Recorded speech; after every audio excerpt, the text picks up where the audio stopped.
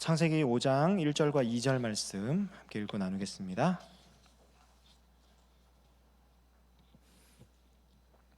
구약성경 6면에 있는 창세기 5장 1절과 2절 우리 2절 말씀입니다. 한 목소리로 같이 읽도록 하겠습니다. 시작.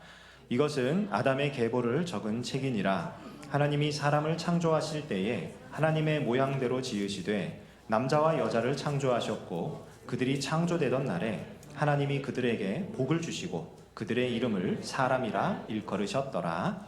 아멘. 우리 단기 선교팀 잘 다녀오셨죠? 어디 계시나?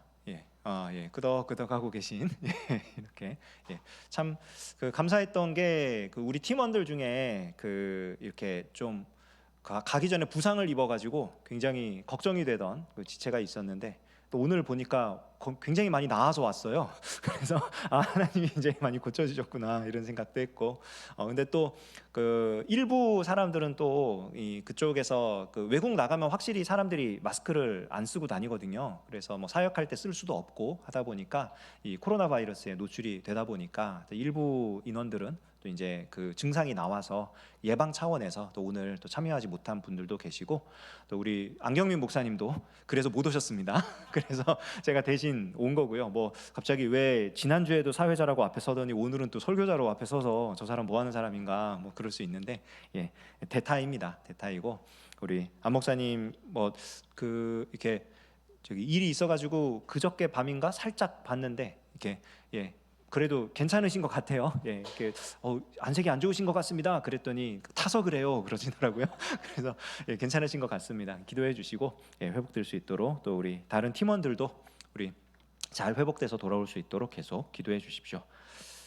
자, 오늘은 우리 창세기 5장에 있는 말씀을 한번 행간을 읽어보는 시간을 좀 가져보려고 해요. 사실은 좀 창세기 5장 전체를 1절부터 32절까지를 같이 둘러 앉아서 읽으면서 생기는 질문이 무엇인가, 깨닫게 된 것이 무엇인가, 이런 질문들을 던지고 답을 서로 나누고 하면서 말씀을 나누면 참 좋을 것 같은데, 이제 뭐 우리가 사부 예배 시간에 정해진 시간에 이제 설교자와 청중의 관계로 만났기 때문에 제가 그렇게 진행은 못하고 몇 가지 이제 질문들, 그리고 그에 대한 이제 나름의 답들을 가지고 이 아담의 족보가 가지고 있는 우리한테 보여주는 의미와 또 거기서부터 우리가 적용하고 함께 받아 누릴 은혜가 무엇인지 생각해 보려고 합니다. 질문인데요, 아담의 아들이 몇 명이죠?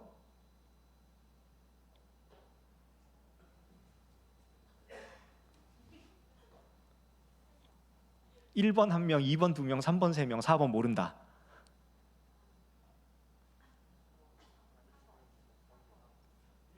그쵸? 이런 거를 이제 같이 둘러 앉아서 얘기하면 참 재밌어요. 서로 어떤 사람은 뭐 약속의 자손은 뭐 한 명이지 않냐, 또 태어났는데 뭐 큰 아들도 있고 뭐 둘째 아들은 죽었고 그러니까 3명 아니냐, 뭐 등등 여러 가지 이야기가 나올 수 있는데 참 신기해요. 그러면은 질문을 바꿔서 아담의 자녀들은 몇 명일까요?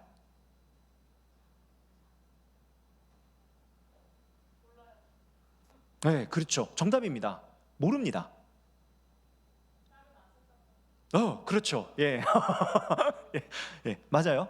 그것도 있고, 아담의 자녀를 어떻게 정의하냐에 따라 숫자가 달라져요. 왜냐하면 아담의 자녀 모든 인류잖아요. 몇 명인지 모릅니다. 인구 수 전체를 세울 수가 없기 때문에 모릅니다. 그리고 실제로 성경에 기록되어 있는 이름 중에 딸들의 이름은, 그러니까 여성의 이름은 극히 드물게 기록이 되어 있어요. 없는 건 아니지만 굉장히 드물게 기록이 되어 있습니다. 그러니까 실제로 아담의 자녀가 몇 명인지 아무도 몰라요. 그리고 아담의 아들도 실제로 몇 명이었는지 솔직하게 말해서 알 수가 없습니다. 성경에 기록된 아들은 3명이죠. 가인, 아벨, 그리고 셋. 그리고 이 5장 전체를 쭉 읽어보면요, 그 아담의 후손들 셋부터 시작해가지고 아담, 셋, 에노스, 게난, 마할랄렛, 야렛, 에녹, 무두셀라, 라멕, 노아까지 아들을 한 명씩밖에 못 낳았던 걸까요? 그런 생각은 잘 안 해보셨죠? 아들 이름이 한 명씩밖에 안 기록되어 있어요. 그런데 실제로 그럼 이 사람들은 아들을 한 명씩밖에 안 낳았던 걸까? 이 사람들이 그 아들들 한 명의 이름 낳은 그 아들들 이름을 기록될 때 나이를 보면은 최소 65세입니다. 마할랄렐이랑 에녹 같은 경우에 65세에 아들을 낳았다 이렇게 되어 있고요. 나머지 사람들은 다 그 이상이에요. 130세, 100세 뭐 이런 식으로. 그러니까 그 전까지는 대체 무슨 일이 있었던 걸까? 왜 노아의 시대에 와가지고는 갑자기 뜬금없이 한 명만 계속 기록하다가 셈과 함과 야벳이라는 세 명의 이름을 동시에 기록을 하는 걸까? 아무 생각 없이 읽고 지나갈 수 있는 족보지만 사실 이 안에 굉장히 큰 의미가 담겨 있어요. 가장 중요한 거 몇 가지만 짚어볼 거예요. 몇 가지만. 사실 이걸 가지고 같이 대화 나누면 너무 좋습니다. 그게 너무나 좋지만 그냥 일방적으로 진행을 하겠습니다. 자, 가장 먼저 생각할 수 있는 게 뭐냐면요, 이 성경에 기록되어 있는 족보는요 의도적으로 기록된 족보입니다. 그 얘기는 뭐냐면은 족보에 올라갈 의미가 있는 사람만 기록되어 있다는 거예요. 그래서 한 명씩만 이런 식으로 기록이 된 겁니다. 아담에게는 셋, 셋에게는 에노스, 에노스에게는 게난, 이런 식으로 한 명씩만. 그 얘기는 뭐냐면은 믿음의 자손들이 이렇게 어렵게 세워져 갔다라는 뜻이에요. 이걸 또 어디서 알 수 있냐면요, 되게 신기한 게 이 족보에 나오는 사람 중에 믿음이 제일 좋은 사람이 누굴까요? 창세기 5장에 나오는 사람들 중에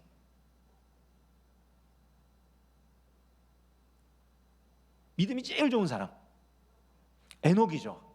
에녹은 365세까지 살다가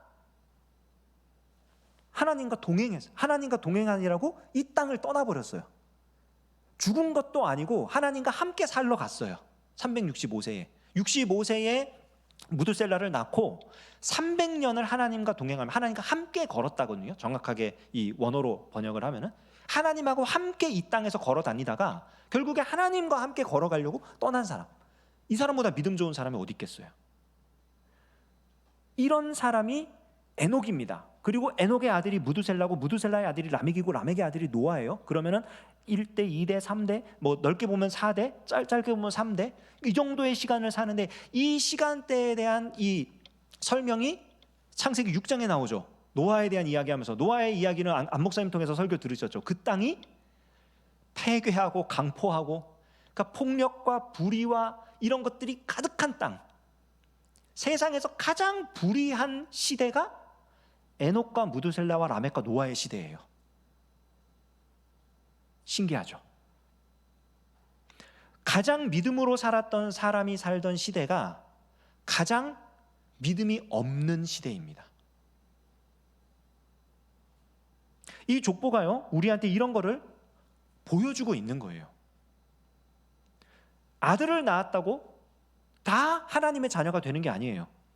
가인이라는 이름의 뜻이, 다시 아담으로 돌아가서 가인이라는 이름의 뜻이 아들이다 이런 뜻이거든요. 아들을 주셨다, 아들을 낳았다, 아들이다 뭐 이런 거예요. 너무 좋아했어요. 왜냐면은 아담과 하와가 범죄를 한 이후에 가장 먼저 들었던 복음, 이걸 원시복음이라 부릅니다. 신학적인 용어로. 원시복음의 내용이 뭐냐면은 여자의 후손이, 여자의 아들이 뱀의 후손의 머리를 깰 것이다. 이게 원시복음이에요. 여자의 아들 한 명이, 여자의 한 아들이 뱀의 후손의 머리를, 그러니까 사탄의 권세를 깨부술 것이다. 그렇게 기다리던 여인의 아들이 가인이었단 말이에요.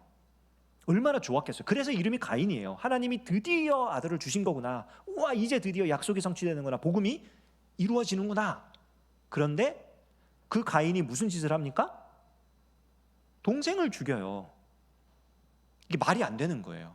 구원자인 줄 알았는데 알고 봤더니 살인자요 파괴자였던 겁니다.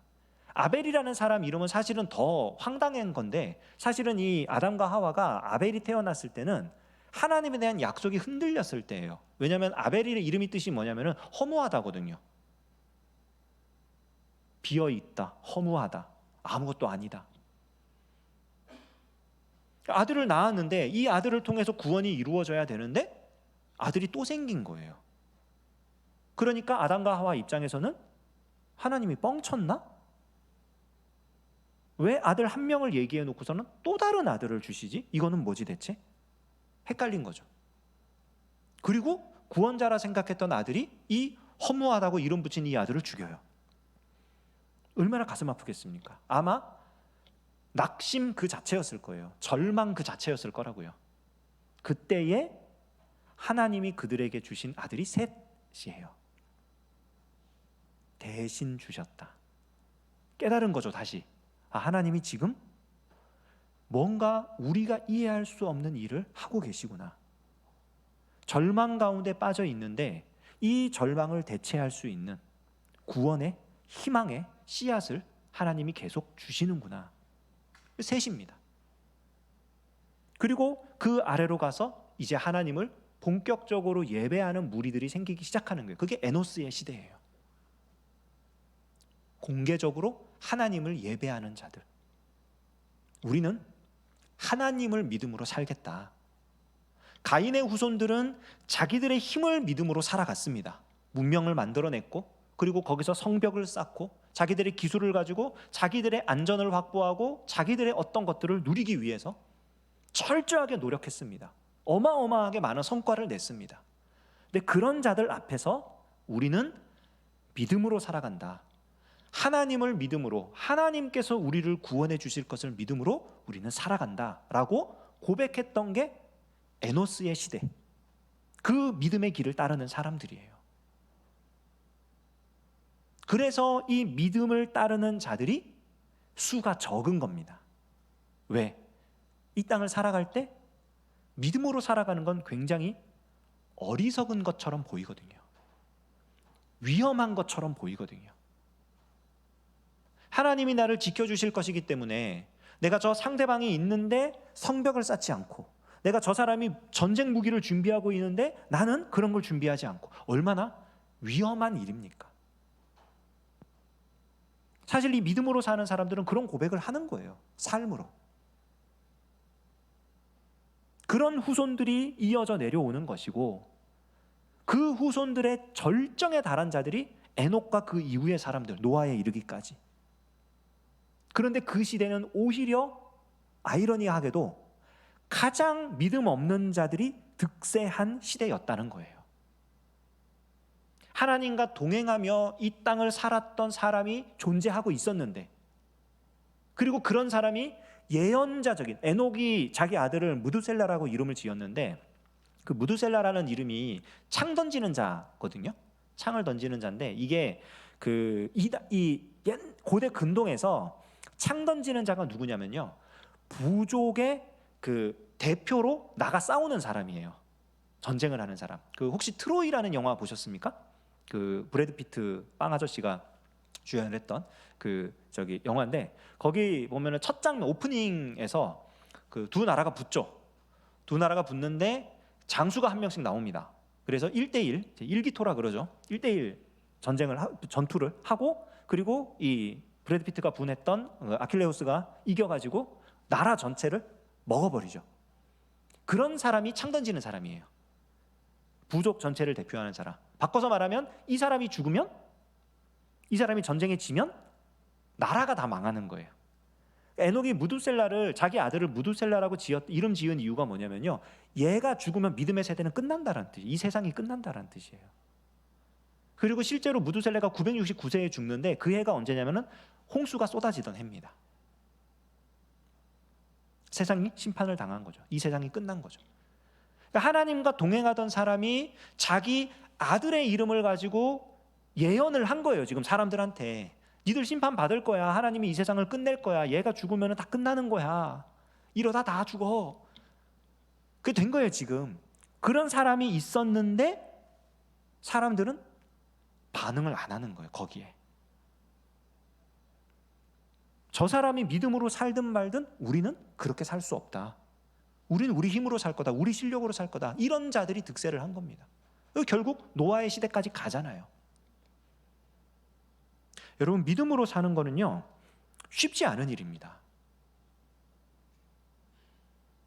참 놀라운 거는요, 이렇게 이 믿음으로 사는 극소수의 사람, 그리고 참 정말 하나님과 동행하면서까지 사람들에게 알려주고 보여주고 했음에도 불구하고 말을 듣지 않는 그런 사람들에 둘러싸여 있는 그런 세상, 그렇게 살아가는 사람들, 이런 걸 보면 솔직히 말해서 우리는 그러면 대체 믿음으로 살아서 승리할 수 있겠냐, 이런 질문이 떠오를 수밖에 없어요.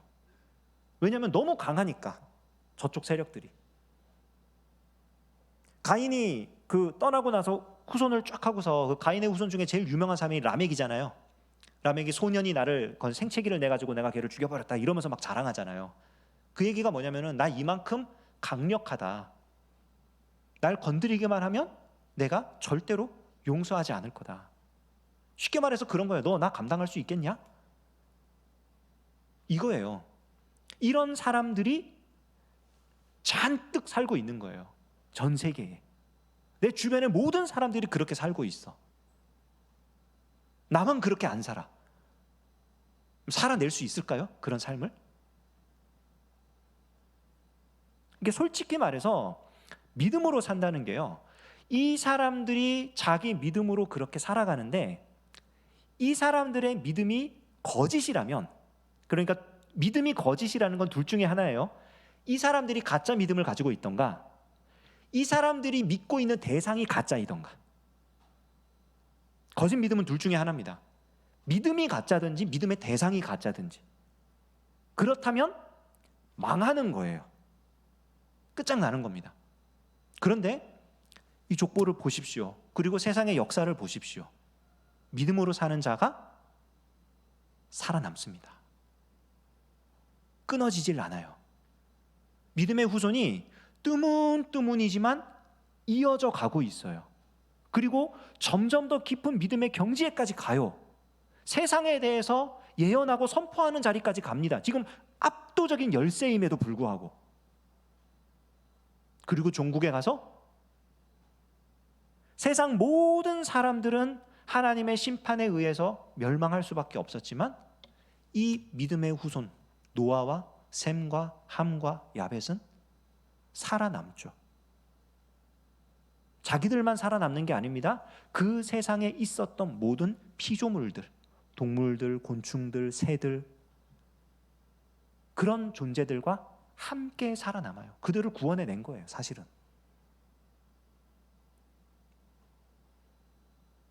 믿음이 승리할 수 있는 이유는요, 이 사람들이 갖고 있었던 믿음이 진짜이기 때문이기도 하지만 그보다 더 중요한 게 뭐냐면 그 사람들이 믿고 있던 그 대상이신 하나님이 살아계시기 때문입니다. 믿음으로 살아간다, 오직 의인이 믿음으로 살아간다라고 했을 때 그거는요, 내가 믿음이 좋으니까 이 믿음으로 나는 이길 수 있어, 승리할 수 있어, 그렇게 해석할 수도 있지만 내가 믿는 하나님이 살아계시기 때문에, 나의 믿음의 대상인 하나님께서 살아계시고 지금도 세상을 다스리시고 역사하시는 분이시기 때문에, 그 하나님이 전능하신 하나님이기 때문에 내가 살 수 있다라는 고백이에요. 믿음은 그런 겁니다. 오늘 이 족보가 우리한테 그런 걸 가르쳐줘요. 여러분 어디에, 어느 족보에 이름이 기록되기를 원하십니까? 제가 어릴 때 저희 할머니께서 그거를 외우라고 뭐라 그럽니까? 그런 거를 뭐 옛날에는 많이 했는데 요즘에는 잘 안 하니까 그거 외우라고 그래가지고 이제 제가 가문에 누가 될까봐 말해야 되나 말아야 되나 그러긴 한데, 안동김씨 수원공파 28대 손이라고, 빨리 지나갈게요. 좀 되돌려 듣지 마시고 그거를 외우라고 막 그랬어요. 그래가지고 이 가문을 외우고 있는데요, 어느 날 제가 족보책을 집에서 한번 봤습니다. 봤는데 제 이름이 없는 거예요. 거기에 깜짝 놀라서 봤더니 원래 제 이름이 형동이래요. 그 돌림자가 형자가 아니고 동자 끝자 돌림이라고. 그래서 제 원래 이름이 형동이고 저희 형님 원래 이름이 또 다른 이름, 그래가지고 그 이름이 이렇게 올라가 있는 거예요. 그래가지고 가만히 생각해 보십시오, 여러분. 만약에 그렇게 해가지고 우리 가문이 쭉쭉쭉 이어져 가가지고 이 족보가 후대에 전해졌어요. 그 사람 제 이름 기억하는 사람 있을까요, 없을까요? 아무도 없어요. 김태형이라는 이름은 사라지는 이름입니다. 뭐 저희 가문이 나쁜 가문 아니에요. 우리 가문에서 제일 유명한 사람이 그분이거든요. 제가 지금 현재 저희 거기서 제일 유명한 분은 그분이에요. 누굽니까? 독립군 김좌진 장군. 그분이 저희 할아버지랑 같은 학년이시고, 그분 아들 김두한 씨가 저희 아버지랑 같은 학년이시고 그래요. 그게 이제 되게 유명하죠. 근데 이거를 제가 저희 딸들이나 만약에 손자 손녀가 태어나서 나중에 그 사람들이 누군데 그러겠죠. 그러니까 화려하고 멋진 이름도 사라져요. 이쪽 족보에 올라가 있으면, 세상의 족보에 올라가 있으면 그 당시에는 가장 강한 세력을 가질 수도 있고 능력을 가질 수도 있고 그럴 수도 있는데 사라지는 이름이에요. 가인, 라멕, 사라지는 이름입니다. 그러나 이쪽 믿음의 족보에 이름을 올리면요, 그 당시에는 약해 보일 수 있어요. 형편없어 보일 수도 있고요, 너무나 미약해서 금방 사라지는 게 당연한 것처럼 보일 수도 있어요.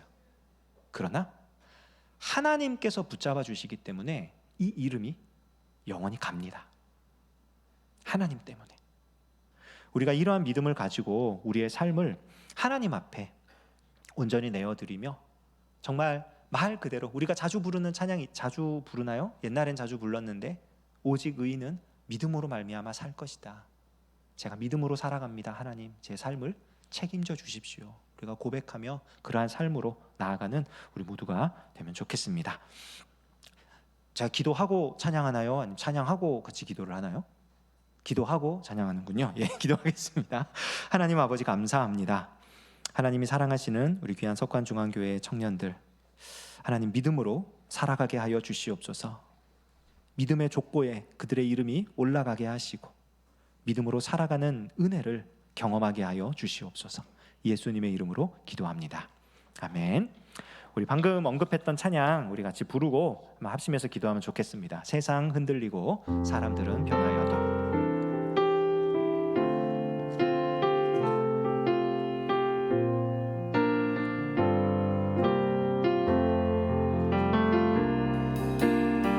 세상 흔들리고 사람들은 나는 주를 섬기리. 나는 주를 섬기리. 주님의 사랑은 영원히 변하지 않네. 주님의 사랑은 영원히 변하지 않네. 나는 주를 신뢰. 다시 한번 고백하겠습니다.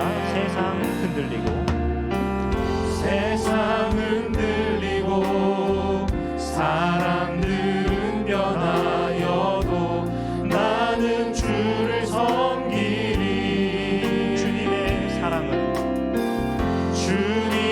사랑은 영원히 변하지 않네. 나는 주를 신뢰해. 오직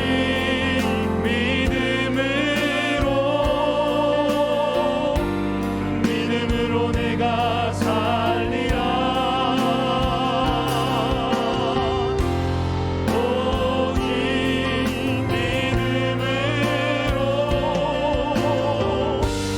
믿음으로 내가 살리라.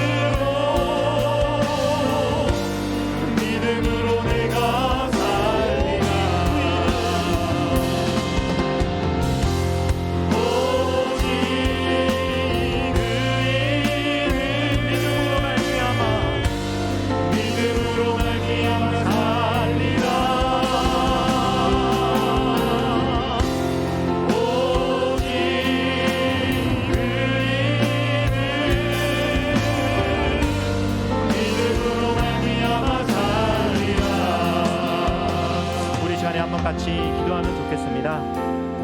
믿음의 족보에 이름이 올라가길 원합니다. 그것은 내 의지와 나의 결단과 나의 능력과 나의 노력에 앞서 하나님의 은혜로 되어지는 일입니다. 하나님, 믿음을 허락해 주시길 원합니다.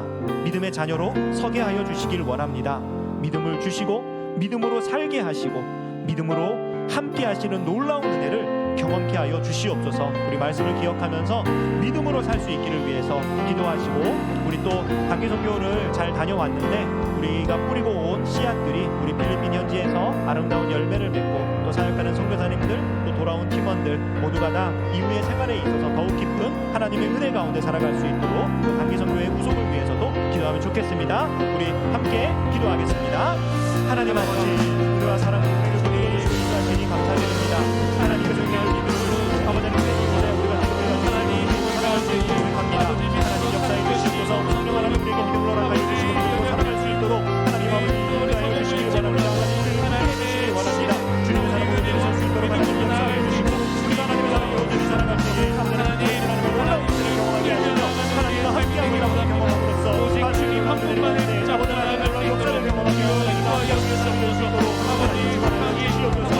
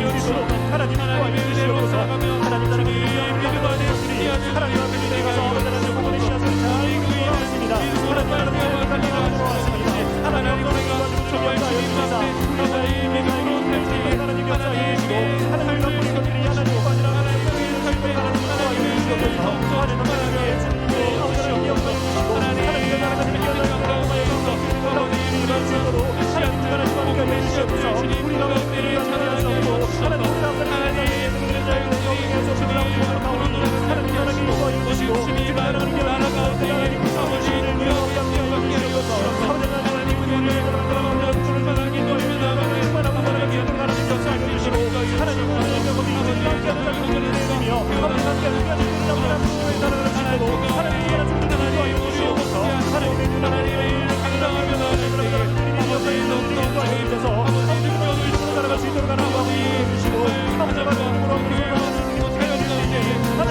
주시옵소서.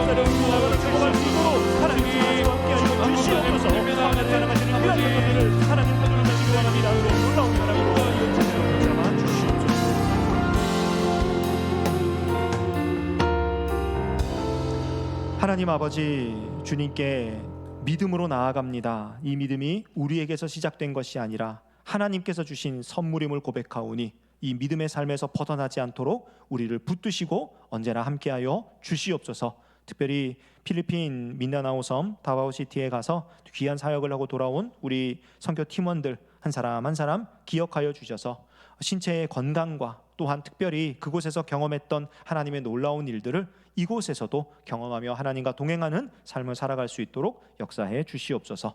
함께 하시는 주님께 감사드리며 예수님의 이름으로 기도합니다. 아멘. 봉헌하겠습니다.